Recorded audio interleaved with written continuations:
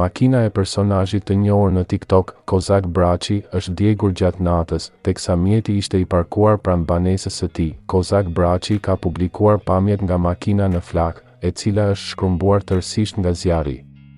Pas ngjarjes, personazhi i TikTok ka shpërthyer në ofendime në rrjetet sociale, ku kërcënon se do e gjej vetë personin që i vuri flakën automjetit të tij, nëse nuk e gjen shteti. Ai është shprehur se kjo nuk është hera e parë që i ndodh një incident i tillë.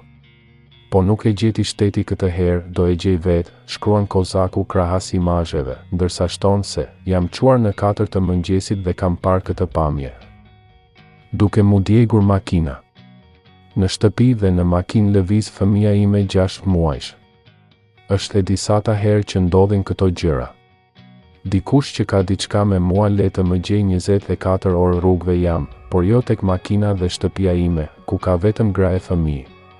Personazhi i TikTok shprehet se nuk e vret mendjen për një automjet tip gulle, pasi ka lek me thas, duke ju thekuar se do t'i çejet motra kushto që e ka bërë.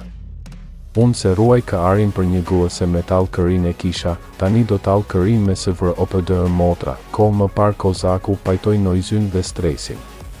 Sherret e bujshme mes noizit dhe stresit duket se kanë marrë fund. Dy reperët kanë përmirësuar raportet dhe her pas here nuk kanë munguar deklaratat e forta ndaj njëri tjetrit.